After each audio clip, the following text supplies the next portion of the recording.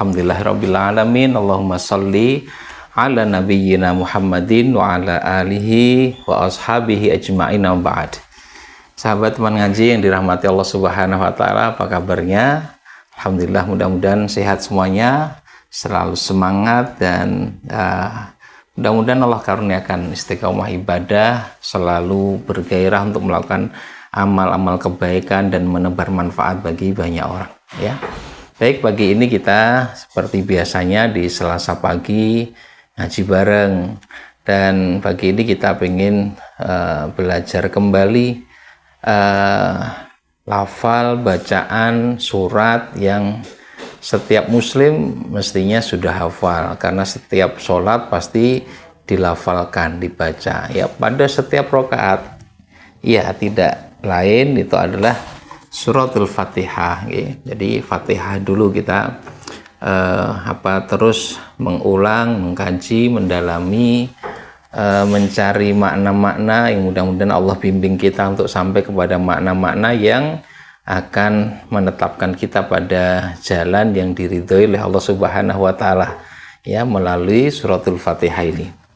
Baik, teman ngaji yang dirahmati Allah Subhanahu wa taala, ini surat yang demikian masyhur, ya, sangat populer, setiap kita menghafalnya, dan merupakan surat yang sedemikian luar biasa, ya, di dalam agama kita ini, ya. Ia bahkan ditempatkan di bagian paling depan tuh, kalau di dalam mushaf Quran, maka surat yang nomor 1 ya adalah surat Al-Fatihah itu. Nah, Fatihah atau Al-Fatihah itu kan maknanya pembuka. Maka para ulama menjelaskan kenapa disebut Al-Fatihah, karena memang ya dia merupakan Fatihatul Kitab, pembuka dari kitab Al-Qur'an itu, ya. Sehingga ia berada pada urutan yang nomor 1 gitu. Selain nama Al-Fatihah, sungguhnya ada beberapa nama yang lain yang juga menjadi petunjuk, ya, bagi kita bagaimana Al-Fatihah ini mengandung makna-makna tersebut, ya, dan punya fungsi di dalam kehidupan kita, sehingga ia menjadi sedemikian kuat anjuran untuk senantiasa kita baca, kita lafalkan, kita maknai.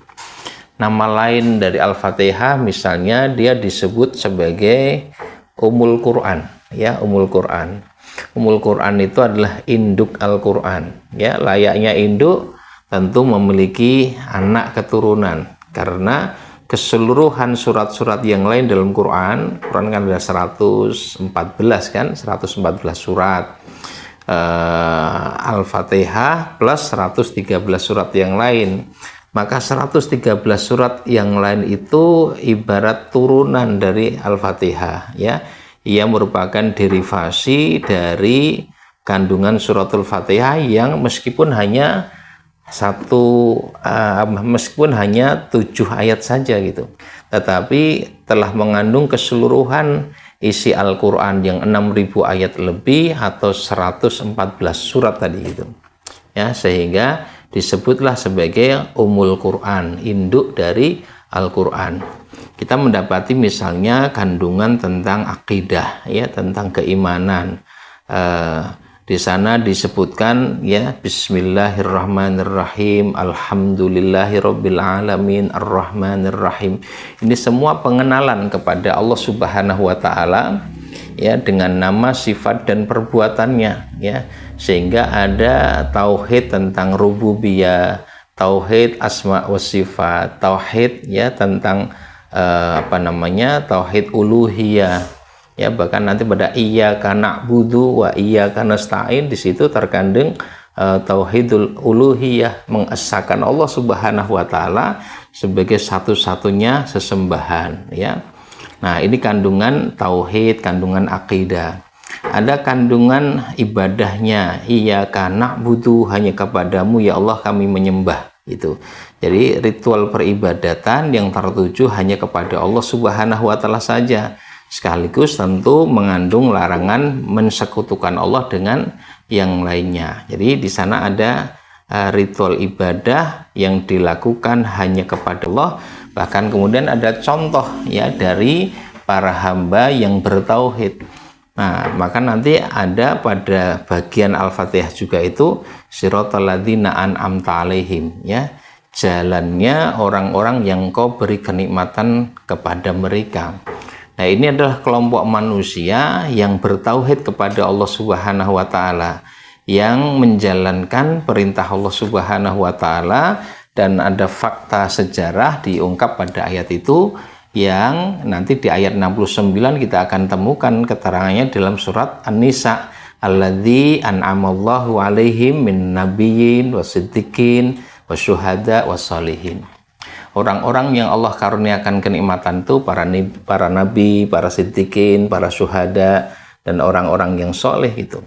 Nah, artinya mereka itulah contoh keteladanan yang dihadirkan oleh Allah Subhanahu wa taala, sehingga kita mendapati ya contoh yang nyata bagaimana aspek ketauhidan, akidah yang benar ini diaplikasikan di dalam kehidupan.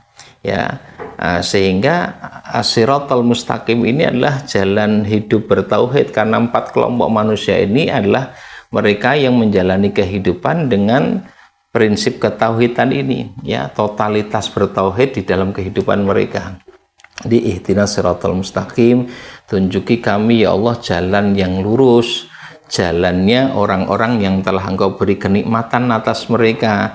Lalu tadi di ayat 69 surat An-Nisa disebutkan ada 4 kelompok manusia yang Allah karuniakan ya kenikmatan kepada mereka, para nabi, para siddiqin, para syuhada, dan orang-orang yang saleh itu. Nah, mereka ini fakta hidup yang mereka jalani kan totalitas di dalam bertauhid, menghamba hanya kepada Allah Subhanahu wa taala saja.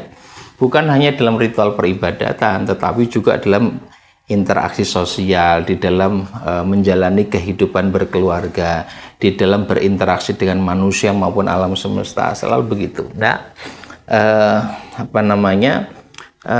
di ayat 61 surat Yasin misalnya, kita juga mendapati makna dari Siratal Mustaqim itu, wa anik buduni hadza siratul mustaqim, dan sembahlah aku saja, inilah siratul mustaqim, inilah jalan yang lurus. Jadi ringkasnya, jalan yang lurus yang kita minta dalam sholat itu adalah jalan tauhid, ya, mengesahkan Allah Subhanahu wa taala, dan ada petunjuk praktis dari kehidupan para nabi, para siddiqin, para syuhada, dan orang-orang saleh. Baik, teman ngaji yang dirahmati Allah Subhanahu wa taala, jadi ini semua tadi untuk memberikan gambaran kepada kita bagaimana Al-Fatihah ini mengandung ya keseluruhan isi dari ayat-ayat Al-Qur'an. Ada prinsip ketauhidan, ada ritual peribadatan, ada aspek kesejarahan, ya, ada kemudian kandungan akhlak dari 4 kelompok manusia yang diberi nikmat oleh Allah Subhanahu wa taala itu, ya. Sehingga akidah, ibadah, akhlak, sejarah itu semua terkandung di dalam surat Al-Fatihah yang jumlahnya hanya 7 ayat tadi, ya. Sehingga layak kalau Al-Fatihah ini disebut sebagai Ummul Quran atau induknya Al-Quran. Kemudian nama yang lainnya lagi, ini yang ketiga. Yang pertama tadi kan Al-Fatihah, yang kedua adalah Ummul Quran. Nah, yang ketiga, Al-Fatihah ini juga disebut sebagai Ar-Ruqyah, ya, Ruqyah. Ruqyah itu kalau secara makna katanya adalah mantra gitu, ya. Artinya ayat-ayat di dalam suratul Fatihah itu bisa kita lafalkan dalam upaya kita untuk memohon, ya, kesembuhan kepada Allah Subhanahu wa taala dari satu penyakit misalnya, ya. Ada hadis sahih riwayat Imam Bukhari yang menuturkan suatu saat para sahabat ini tengah berkumpul, tapi tiba-tiba datang orang kemudian menanyakan pada kumpulan para sahabat itu, adakah di antara kalian yang bisa melakukan pengobatan? Lalu sahabat-sahabat ini mengatakan semuanya diam saja. Sebagian mengatakan kami tidak mengetahui, kami tidak bisa gitu. Tapi tiba-tiba satu di antara sahabat ini berdiri. Setelah berdiri dia mendekat pada orang yang tanya tadi, apa yang tengah terjadi sehingga engkau bertanya tentang ya siapa yang bisa mengobati. Lalu dia cerita, kepala kampung kami ini sedang kena penyakit itu. Kami sudah berupaya membantunya untuk bisa sembuh dari penyakitnya. Tetapi tidak kunjung sembuh juga ya dari sakit yang dideritanya. Barangkali di antara kalian ada yang mengetahui tentang ikhtiar penyembuhan atau cara-cara mengobati penyakit. Kalau ada, kami meminta tolong gitu. Kemudian sahabat yang bertanya ini lalu mengatakan pada orang itu, antar aku di tempat kepala kampungmu yang sedang sakit itu. Kemudian diantarlah, ya, singkat cerita sampai di tempat ya kepala kampung itu yang sedang sakit itu. Kemudian sahabat ini membacakan suratul Fatihah, ya. Di riwayat hadis itu memang nggak diceritakan panjang lebar dan rinci sih ya. Cuman kemudian diungkap secara ringkas bahwa Allah memberikan kesembuhan kepada kepala kampung yang tengah sakit itu. Kemudian karena saking senangnya, saking bahagia bisa sembuh dari penyakitnya, lalu sahabat ini diberi hadiah ya beberapa ekor kambing gitu ya. Bukan hanya ekornya ya, beberapa ekor kambing gitu. Nah, senang sekali dibawalah beberapa kambing ini. Sahabat tadi juga senang sekali. Nah, kemudian sampai di kumpulan para sahabat tadi. Tentu teman-temannya heran. Nah, ini kamu bawa kambing dari mana gitu? Lalu sahabat tadi mengatakan, loh bukankah kalian tahu tadi ada orang yang datang ke sini kemudian minta tolong untuk siapa yang bisa memberikan melakukan pengobatan gitu. Ya, kemudian mereka bertanya, lalu apa yang kamu lakukan? Aku hanya membacakan suratul Fatihah gitu dan Allah karuniakan kesembuhan. Lalu aku dikasih nih hadiah ya beberapa kambing ini. Kemudian para sahabat yang lain tadi mengatakan jangan diapa-apakan dulu. Kita lapor dulu pada Rasul ini bagaimana seperti ini, boleh atau tidak. Karena khawatir keliru menerima hal yang semacam ini. Kemudian ya datanglah kepada Rasul Shallallahu Alaihi Wasallam, diceritakan semuanya ya, dan sahabat yang membaca suratul Fatihah ini ya di satu riwayat disebutkan dia adalah Abu Sa'id Al-Khudri. Nah, ketika Nabi mendapat cerita secara keseluruhan tadi, Nabi kemudian hanya berkomentar, bagaimana Abu Sa'id mengetahui bahwa Al-Fatihah adalah ruqyah gitu. Jadi tatkala Nabi mengatakan demikian, maka beliau membolehkan suratul Fatihah dibaca sebagai ruqyah, yaitu lafal-lafal yang dibaca untuk memohon kesembuhan kepada Allah Subhanahu wa taala. Lalu Nabi meminta, mana kambing-kambing itu, beri aku bagian darinya. Ini untuk menunjukkan bahwa halal apa yang diberikan itu dan silahkan untuk dinikmati, bahkan Nabi minta bagian untuk menegaskan kebolehan itu. Nah, jadi teman ngaji yang dirahmati Allah Subhanahu wa taala, ya dari kasus inilah kemudian para ulama menyebut Al-Fatihah sebagai ruqyah. Jadi Nabi SAW sendiri yang menyebutnya sebagai ruqyah gitu. Nah, ini sebetulnya kalau coba untuk kita kita bedah gitu ya, kebolehan menjadikan Al-Fatihah sebagai ruqyah itu sebetulnya sama dengan apa yang diistilahkan oleh para ulama sebagai at-tawassul bi a'malis sholihat, tawasul melalui amal soleh yang kita kerjakan. Maknanya tawasul itu menjadikan sesuatu sebagai wasilah. Wasilah itu sarana atau perantara di dalam memohon sesuatu kepada Allah. Jadi Al-Fatihahnya ini sebagai wasilah, sebagai sarana untuk memohon kepada Allah dalam hal ini kesembuhan dari penyakit. Ini sesuatu yang jelas diperbolehkan. Ya, ada satu hadis tentang itu kisah 3 orang yang terperangkap dalam gua itu kan di kitab Riyadhus Shalihin.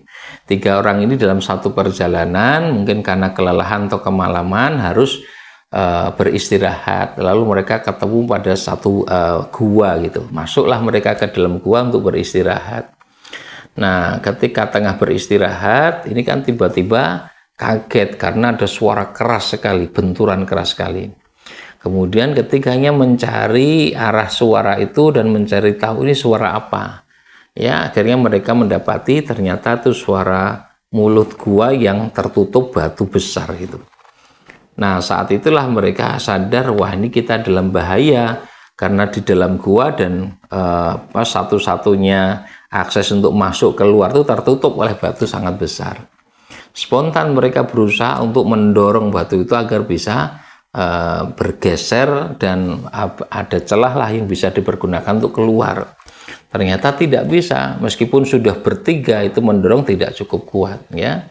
Akhirnya salah satu dari ketiga orang itu menyampaikan usul, ini tidak bisa lagi, pokoknya kita bertiga ini sudah nggak mampu nih. Yang bisa kita lakukan doa, ya, mohon kepada Allah Subhanahu Wa Taala. Barangkali kita punya amal soleh yang Allah ridho dengan amal soleh yang kita lakukan, kita doa dengan itu. Lalu masing-masing berdoa, gitu kan? Masing-masing berdoa. Ya Allah, dulu saya pernah punya orang tua yang selalu saya dahulukan ketimbang diri saya atau bahkan ketimbang anak-anak saya gitu. Di antaranya saya selalu sediakan ya makanan atau minuman gitu, susu untuk orang tua saya ini. Nah, suatu saat suatu saat saya terlambat datang dan belum menyediakan makanan, minuman atau susu itu untuk orang tua saya gitu. Sementara anak-anak saya nangis ya, kelaparan, kehausan. Saya coba tenangkan ya Allah. Dan saya tetap berusaha untuk mendahulukan orang tua saya. Kemudian saya berikan kepada orang tua saya, kalau ini termasuk amal yang Engkau ridho ya Allah, tolong kami dari bencana ini. Maka bergerak ya batu itu ya, tetapi tetap belum bisa digunakan akses untuk keluar, terlalu sempit lah. Orang kedua berdoa, ya Allah, saya dulu pernah menjalankan bisnis dan sukses ya, ada banyak karyawan yang saya miliki. Satu hari ya Allah, ada karyawan yang nggak masuk, padahal itu hari dimana gaji mereka harus saya berikan gitu.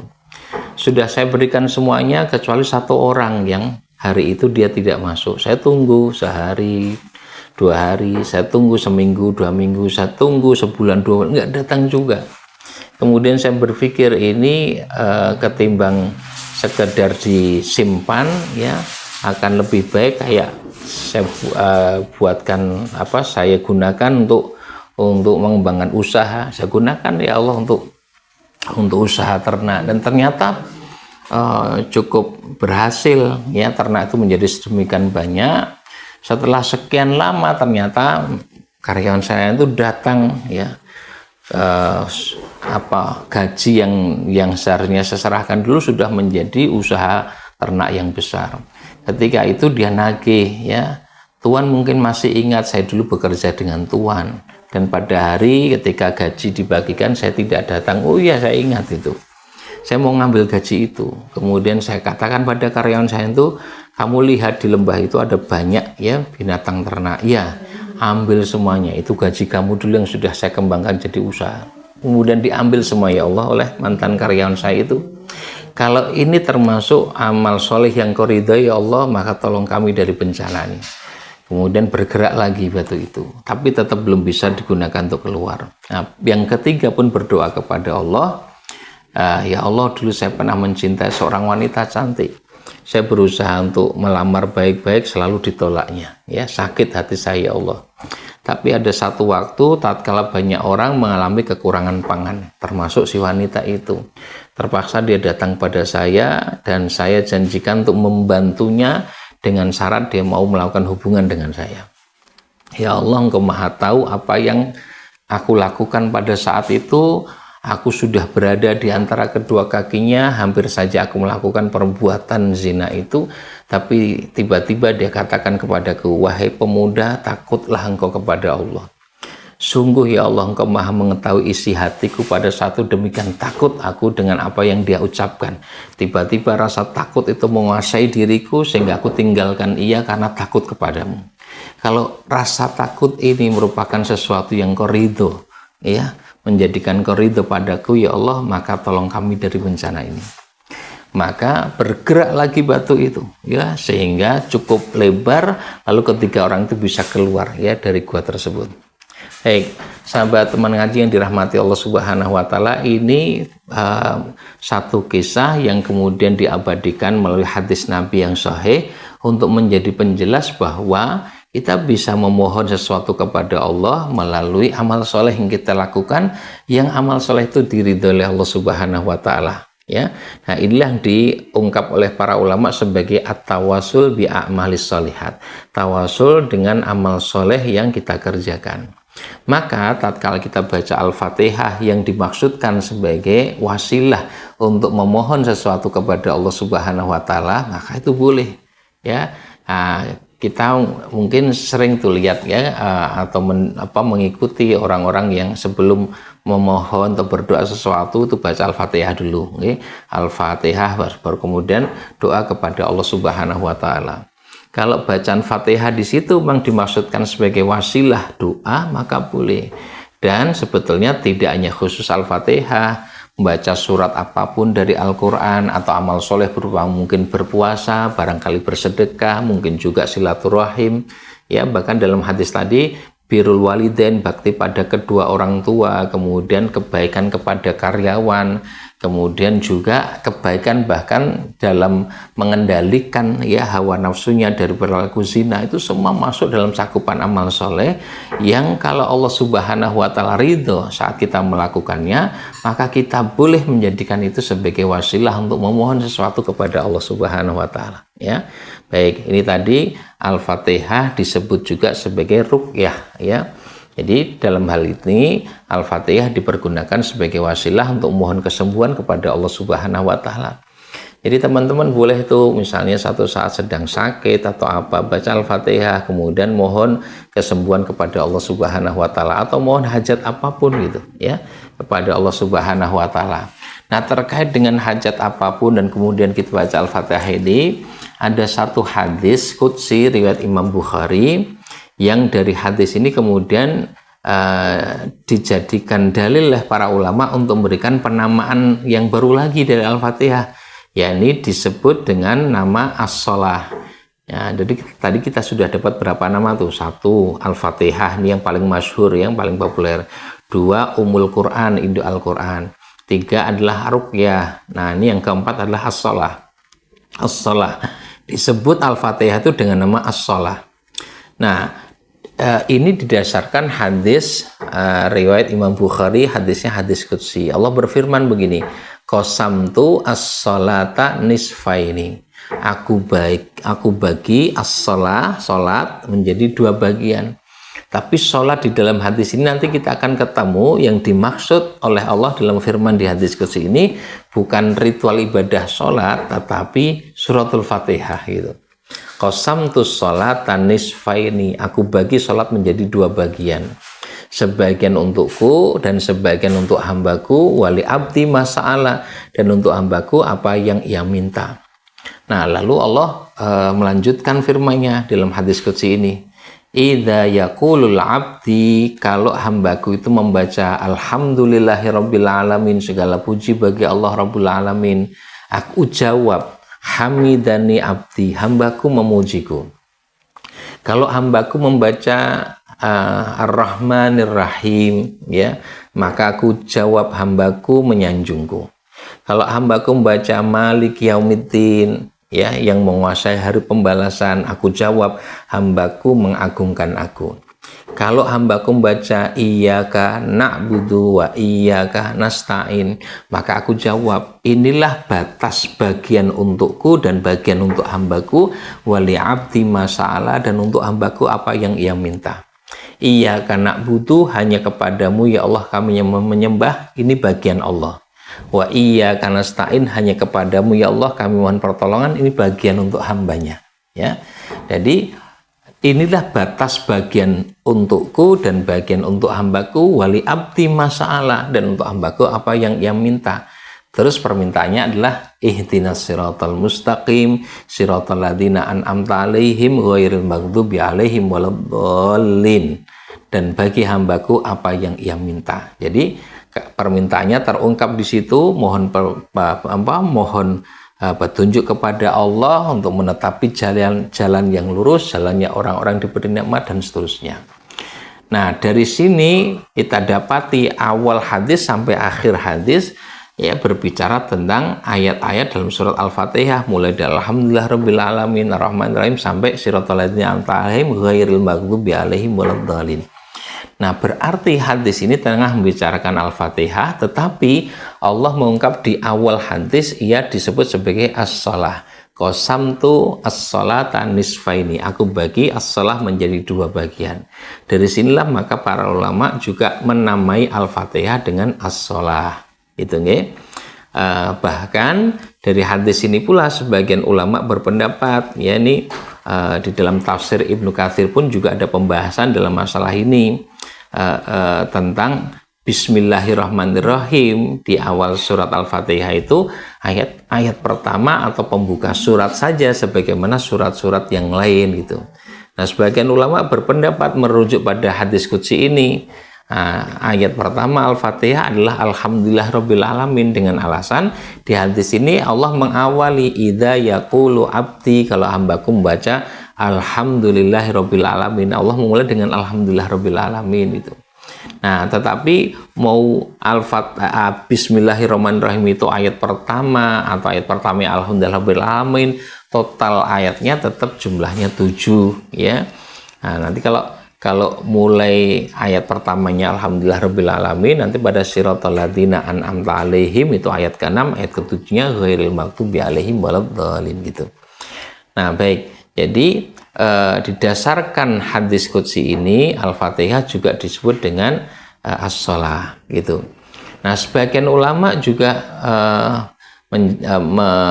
mengungkap pemahaman didasarkan ayat ini bahwa ketika Allah mengatakan wali abdi masa'ala, untuk hambaku apa yang ia minta, ini berkaitan dengan bacaan Al-Fatihah, maka difahami bahwa kita mau minta apapun kepada Allah Subhanahu wa taala bisa dengan baca suratul Fatihah, dan Allah akan memberi apa yang diminta oleh hamba itu dengan Al-Fatihah yang dibacanya itu. Ya, ini sebagian pemahaman seperti itu. Di samping bisa juga masuk dalam pemahaman at-tawassul bi a'malis sholihat tadi, bertawasul dengan amal soleh yang dilakukan. Ya, baik, ini sudah berapa nama tadi ya? Al-Fatihah, kemudian Ummul Quran, kemudian Ruqyah, kemudian keempat as-shalah. Yang kelima, ini lagi kenalan dengan Al-Fatihah, pakai namanya dulu ya. Yang kelima, Al-Fatihah ini disebut sebagai a'dhamu suratin fil Quran ya, surat yang paling agung di dalam Al-Quran. Ya, ini ada ceritanya juga nih. Jadi ketika Nabi dalam masjid, mau keluar masjid itu, nah, ada sahabatnya ya, Nabi mengatakan, nanti sebelum keluar dari pintu masjid ini, aku beritahu kepadamu satu surat yang paling agung di dalam Al-Quran. A'dhamu suratin fil Quran. Jalan Nabi dengan sahabat ini sudah dekat dengan pintu keluar masjid, kemudian sahabatnya ini nagih ya, janji Nabi tadi, ya Rasulullah, tadi engkau berjanji kepadaku akan memberitahu tentang surat paling agung di dalam Al-Quran. Apa itu ya Rasul? Rasul kemudian mengatakan Alhamdulillahirabbil alamin. Ya, hiya asabul mathani wal Qur'anul azim.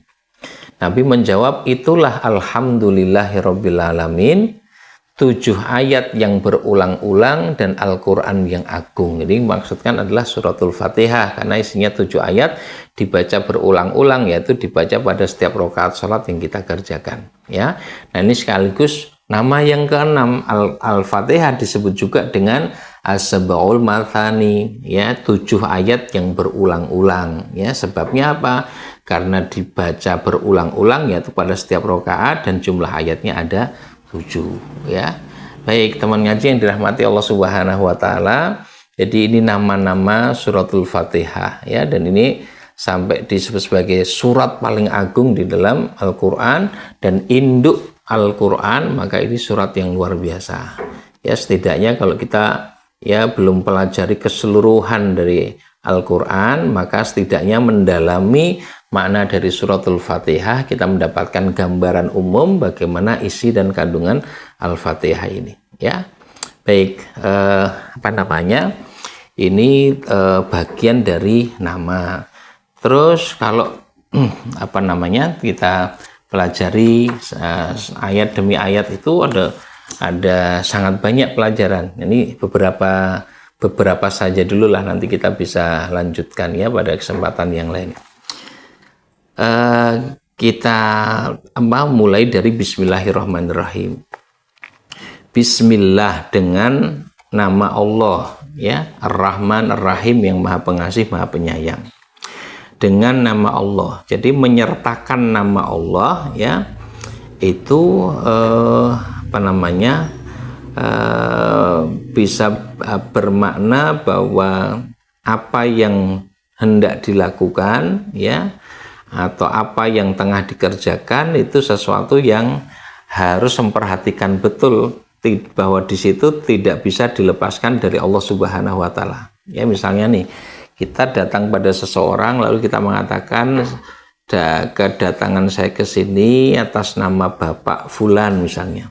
Nah, membawa nama Bapak Fulan itu ya berarti bahwa apa yang kita lakukan itu tidak boleh keluar dari apa yang dikehendaki oleh ya Bapak yang kita sertakan namanya tadi, ya, mengatasnamakan. Nah, begitu juga tatkala kita menyebut dengan nama Allah, maka di situ harus ada ya kesertaan Allah dalam sesuatu yang kita lakukan. Para ulama umumnya mengatakan abda'u bismillah ya, atau nabda'u bismillah, aku memulai dengan nama Allah, atau aqra'u bismillah, aku membaca dengan nama Allah. Nah, maknanya kita memulai dengan nama Allah itu satu, ini berkaitan dengan aspek niat, maka niatnya harus ikhlas. Karena membawa nama Allah itu tentu berharap keridhaan Allah Subhanahu wa taala. Ya, kerelaan Allah dengan apa yang hendak kita lakukan, maka harus ikhlas. Ada motivasi atau orientasi dari amal yang hendak kita lakukan itu semata-mata mengharapkan keridhaan Allah, berharap balasan dari Allah, ya, takut dengan ancaman dan murka Allah, itu bagian awal. Jadi dari apapun yang kita lakukan kemudian kita baca bismillah, maka pasang niat yang benar, yaitu niat yang ikhlas.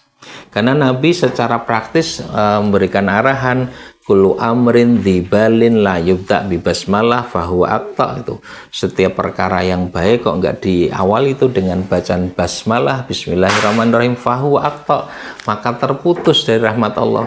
Artinya secara praktis kita mulai ya, amal yang baik itu dengan bismillahirrahmanirrahim. Dan memulai dengan bismillah, dengan nama Allah, itu berarti satu, niatnya mesti ikhlas. Yang kedua, tata cara melakukannya juga mesti benar gitu. Kenapa mesti benar? Iya, karena kita bawa nama Allah, maka tidak boleh keluar dari apa-apa yang diridhai oleh Allah Subhanahu wa taala. Nah, sehingga kalimat bismillah atau bismillahirrahmanirrahim itu sesungguhnya akan menuntun kita dalam melakukan tindakan apapun. Ya, niatnya mesti ikhlas, caranya mesti benar gitu. Jadi kan nggak boleh kemudian kita melakukan satu amal di mana amal itu ya tidak mendatangkan keridhaan Allah, malah mendatangkan murkanya. Ya, jadi kan nggak boleh misalnya mencuri, oh, bismillahirrahmanirrahim, mudah-mudahan nggak ketahuan, kan boleh, karena mencuri itu amal yang tidak diridhoi oleh Allah. Tapi amal-amal baik, sehingga sebelum melakukan tindakan sudah ada seleksi terhadap jenis amal apa yang kita bisa lakukan dengan nama Allah itu.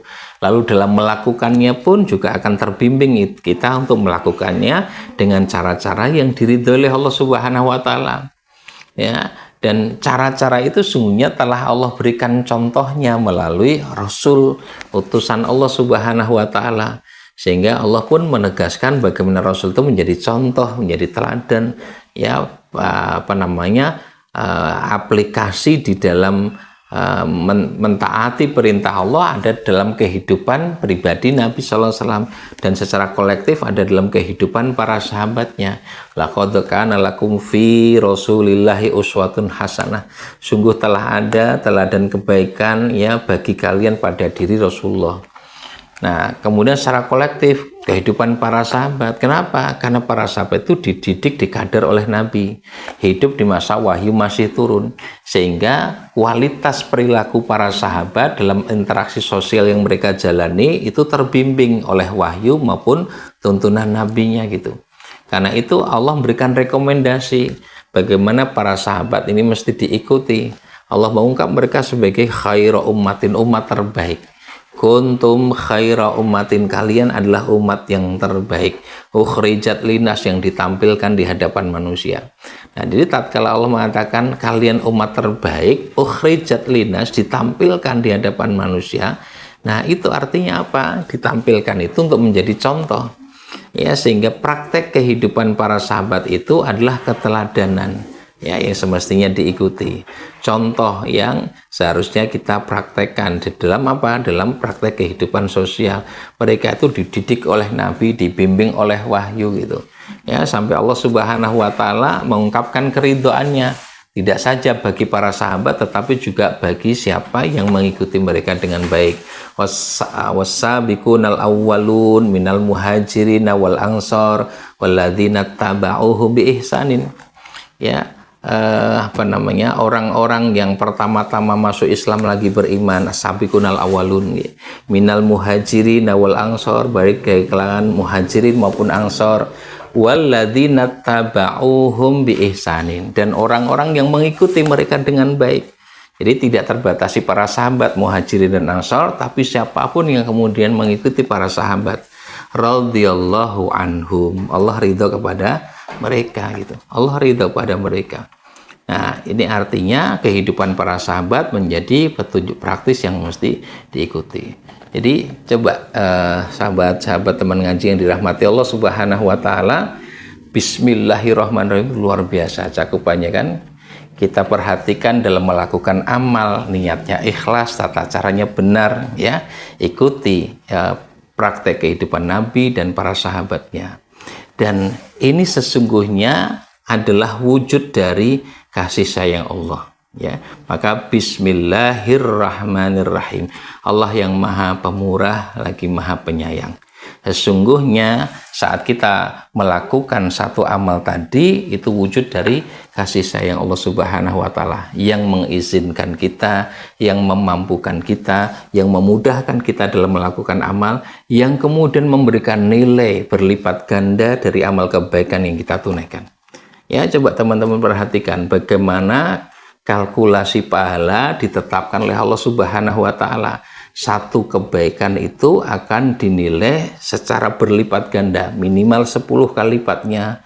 Di ayat 160 surat Al-An'am bisa sampai 700 kali lipat, ya. Di ayat 261 Al-Baqarah bisa sampai tak terhingga, sebagaimana ayat 10 surat Az-Zumar gitu.